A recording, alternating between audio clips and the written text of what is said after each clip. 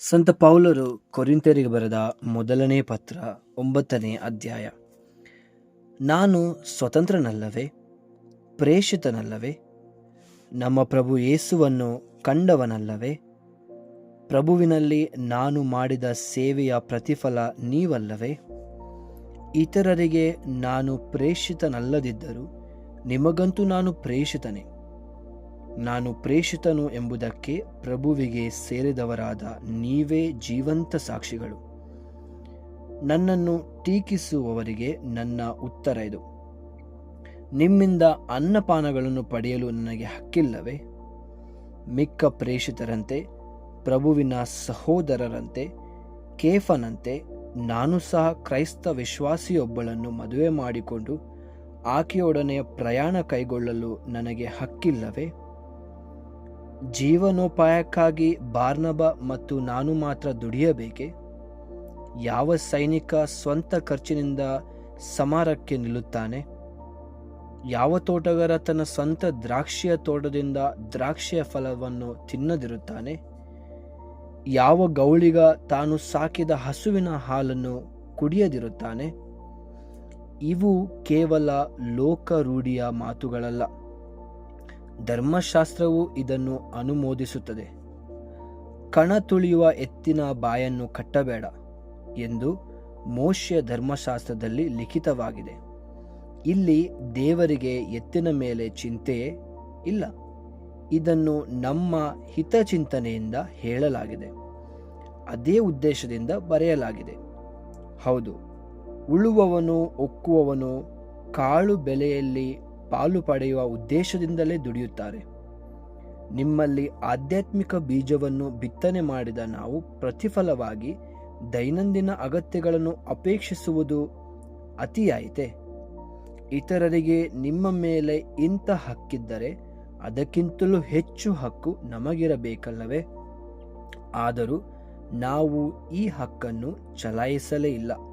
ಬದಲಿಗೆ ಕ್ರಿಸ್ತ ಯೇಸುವಿನ ಶುಭ ಸಂದೇಶಕ್ಕೆ ಯಾವ ಅಡ್ಡಿಯೂ ಬಾರದಿರಲೆಂದು ಎಲ್ಲವನ್ನೂ ಸಹಿಸಿಕೊಂಡೆವು. ದೇವಾಲಯದ ಸೇವೆಯಲ್ಲಿರುವವರು ದೇವಾಲಯದ ಆದಾಯದಿಂದ ಜೀವಿಸುತ್ತಾರೆ.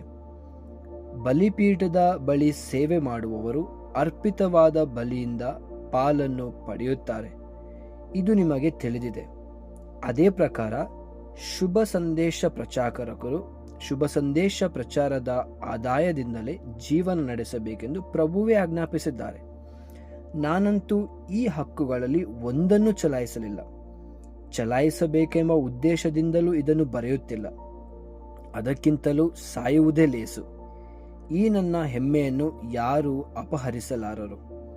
ಶುಭ ಸಂದೇಶವನ್ನು ನಾನು ಸಾರುತ್ತಿದ್ದೇನೆಂದು ಕೊಚ್ಚಿಕೊಳ್ಳುವುದಕ್ಕೂ ನನಗೆ ಆಸ್ಪದವಿಲ್ಲ. ಏಕೆಂದರೆ ಸಾರಲೇಬೇಕೆಂಬ ಕರ್ತವ್ಯಕ್ಕೆ ನಾನು ಬದ್ಧನಾಗಿದ್ದೇನೆ. ಸಾರದಿದ್ದರೆ ನನಗೆ ಧಿಕ್ಕಾರವಿರಲಿ. ನಾನು ಸ್ವಂತ ಇಷ್ಟದಿಂದ ಈ ಕಾರ್ಯವನ್ನು ಕೈಗೂಡಿದ್ದರೆ ತಕ್ಕ ಸಂಭಾವನೆ ಇರುತ್ತಿತ್ತು. ಆದರೆ ಈ ಕರ್ತವ್ಯವನ್ನು ನನಗೆ ವಹಿಸಲಾಗಿದೆ. ಆದ್ದರಿಂದ ಕರ್ತವ್ಯ ಬದ್ಧನಾಗಿ ಮಾಡುತ್ತಿದ್ದೇನೆ. ಹಾಗಾದರೆ ನನಗೆ ಸಿಗುವ ಸಂಭಾವನೆಯಾದರೂ ಏನು? ಶುಭ ಸಂದೇಶವನ್ನು ಸಾರುವಾಗ ಜೀವನೋಪಾಯಕ್ಕಾಗಿ ನನಗಿರುವ ಹಕ್ಕನ್ನು ಬಳಸಿಕೊಳ್ಳದೆ ಉಚಿತವಾಗಿ ಸಾರುವ ಸೌಭಾಗ್ಯವೇ ನನ್ನ ಸಂಭಾವನೆ. ನಾನು ಸ್ವತಂತ್ರನು, ಯಾರಿಗೂ ದಾಸನಲ್ಲ. ಆದರೂ ಆದಷ್ಟು ಜನರನ್ನು ಗಳಿಸಿಕೊಳ್ಳಲೆಂದು ಎಲ್ಲರಿಗೂ ದಾಸನಾದೆ. ಯಹೂದ್ಯರನ್ನು ಗಳಿಸಿಕೊಳ್ಳಲು ಯಹೂದ್ಯರಿಗೆ ಯಹೂದ್ಯನಂತಾದೆ. ಧರ್ಮಶಾಸ್ತ್ರಕ್ಕೆ ಅಧೀನರಾದವರನ್ನು ಗಳಿಸಿಕೊಳ್ಳಲು ನಾನು ಆ ಶಾಸ್ತ್ರಕ್ಕೆ ಅಧೀನನಲ್ಲದಿದ್ದರೂ ಅವರಿಗೋಸ್ಕರ ಅಧೀನನಂತಾದೆ. ಧರ್ಮಶಾಸ್ತ್ರಕ್ಕೆ ಬಾಹಿರರಾದವರನ್ನು ಗಳಿಸಿಕೊಳ್ಳಲು ನಾನು ಧರ್ಮಶಾಸ್ತ್ರಕ್ಕೆ ಬಾಹಿರನಂತೆ ಆದೆ. ಯೇಸು ಕ್ರಿಸ್ತರ ನಿಯಮಕ್ಕೆ ನಾನು ವಿಧೇಯನಾದುದರಿಂದ ದೇವರ ನಿಯಮಕ್ಕೆ ನಾನು ಬಾಹಿರನೇನೂ ಅಲ್ಲ. ವಿಶ್ವಾಸದಲ್ಲಿ ದುರ್ಬಲರನ್ನು ಗಳಿಸಿಕೊಳ್ಳಲು ನಾನು ದುರ್ಬಲನಂತಾದೆ. ಹೇಗಾದರೂ ಸರಿ, ಕೆಲವರನ್ನಾದರೂ ಉದ್ಧರಿಸಲು ಎಲ್ಲರಿಗೂ ಎಲ್ಲವೂ ಆದೆ. ಶುಭ ಸಂದೇಶದ ಸೌಭಾಗ್ಯದಲ್ಲಿ ಪಾಲುಗೊಳ್ಳಲೆಂದು ಇದೆಲ್ಲವನ್ನು ಶುಭ ಸಂದೇಶಕ್ಕಾಗಿಯೇ ಮಾಡುತ್ತೇನೆ. ನಿಮಗೆ ತಿಳಿದಿರುವಂತೆ ಕ್ರೀಡಾಂಗಣದಲ್ಲಿ ಅನೇಕರು ಓಟದ ಸ್ಪರ್ಧೆಯಲ್ಲಿ ಭಾಗವಹಿಸುತ್ತಾರೆ. ಆದರೆ ಪ್ರಥಮ ಬಹುಮಾನ ದೊರಕುವುದು ಒಬ್ಬನಿಗೆ ಮಾತ್ರ. ಅಂತೆಯೇ ಬಹುಮಾನವನ್ನು ಪಡೆದುಕೊಳ್ಳಲು ನೀವು ಓಡಿ.